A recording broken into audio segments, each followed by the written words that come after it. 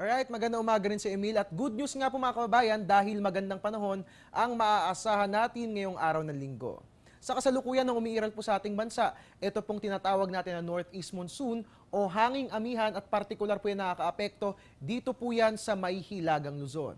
At dahil nga po sa nasabing weather system, asahan po natin ng light rains, dyan po yan sa may Cagayan Valley, Cordillera at ganun din po yan sa rehiyon ng Ilocos. Habang dito naman po sa atin sa Metro Manila at sa titirang bahagi ng ating bansa, asahan po natin ang magandang panahon maliban na lamang po sa isolated rain showers or thunderstorms. Again, magiging maganda po ang lagay ng ating panahon para po sa mga mamamasyal na mag-anak dyan o para sa mga magpa-participate sa ating relief operations, pwede pong samantalhin ang magandang panahon.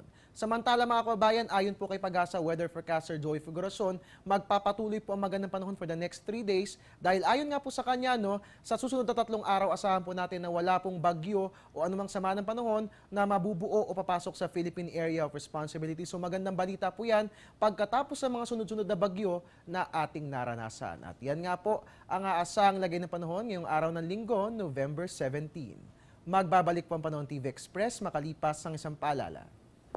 Teng, ang package. Ma'am, sabi ng Air 21 on the road na.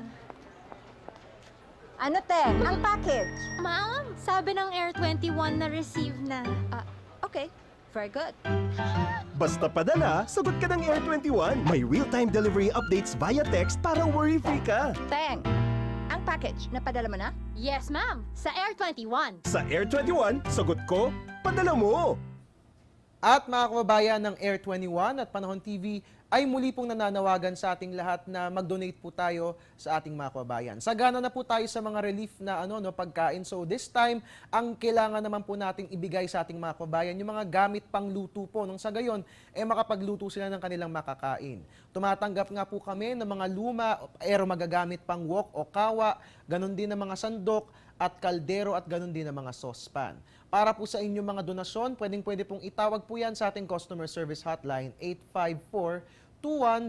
Mga kababayan, sa mga ganitong pagkakataon, pairalin po natin ang pagbabayanihan ng sa gayon ay sabay-sabay po tayong makabangon sa malupit na trahedyang ating dinanas. At mga kababayan, ito po muna ang latest mula rito sa Pag-asa DOST. Para po sa ating update sa lagi ng ating panahon, please like our Facebook page or you can also follow us on Twitter and of course, welcome lahat sa ating website na www.panahon.tv. Antabayanan din po ang oras-oras nating updates dito lamang po yan sa Telebisyon ng Bayan. At your service po ni Weatherman, Harry Bayona, nagpapaalalang tiwala lang, may tamang panahon ang bawat pagkakataon. Emil, maganda ang panahon ngayong araw ng linggo, pwedeng samantalahin yan. Kaya kung ikaw may bala ka ring mamasyal kasama ng iyong pamilya, okay na okay yan. Balik sa'yo.